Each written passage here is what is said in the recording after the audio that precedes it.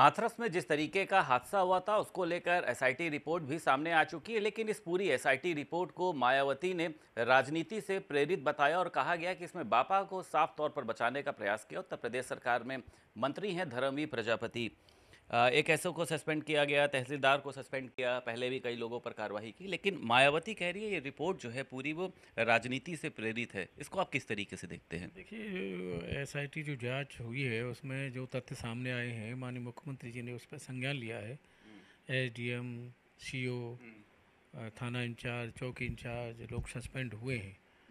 जो भी तथ्य होंगे और माननीय मुख्यमंत्री जी उस पर अमल करेंगे। मायावती ने लेकिन जो सर ट्वीट करके कई तरीके के सवाल उठाए, इस एसआईटी रिपोर्ट से वो संतुष्ट नहीं दिखाई दे रही हैं।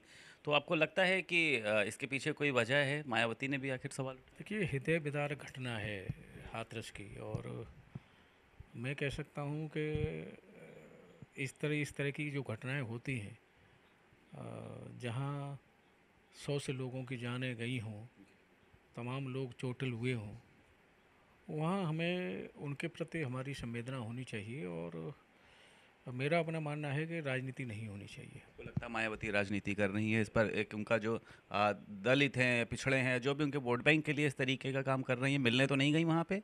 निश्चित रूप से कोई कोई नहीं गया कि मिलने, उनका उनके दल का कोई व्यक्ति नहीं गया।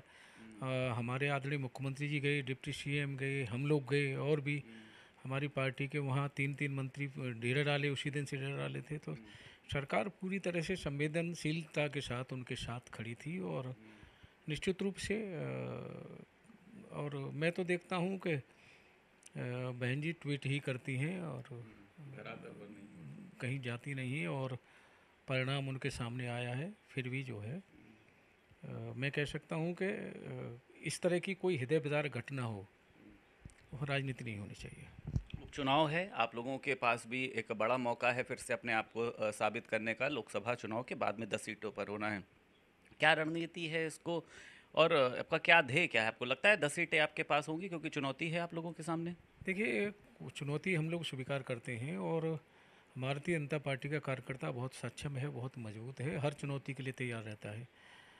संगठन भी हमारा मजबूत है। हम लोग पूरी तैयारी के साथ 10 उपचुनाव में जाएंगे, और कोशिश रहेगी हमारी कि परिणाम हमारे पक्ष में रहे। अच्छा, मायावती हालांकि लोकसभा चुनाव में बेहतर प्रदर्शन नहीं कर पाई, लेकिन कहा जा रहा है कि इस बार पश्चिमी उत्तर प्रदेश से वो अपनी ताकत लगा रही है। मीरापुर सीट मानी जाए खास तौर से, तो आपको लगता है कि वो कोई खेल बिगाड़ सकती हैं, आप लोगों का कोई नुकसान पहुंचा सकती हैं?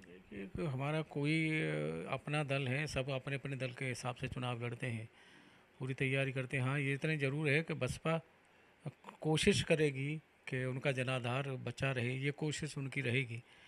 लेकिन हमारी कोशिश रहेगी कि हम लोग अच्छा परिणाम लेकर के आए उपचुनाव में। भाई, सपा का ये जो पीडीए है, ये बताया जा रहा है कि बड़ा मजबूत हो रहा है। इस चुनाव में भी देखने को मिला, अखिलेश यादव और राहुल गांधी के अंदर हिम्मत बहुत आई।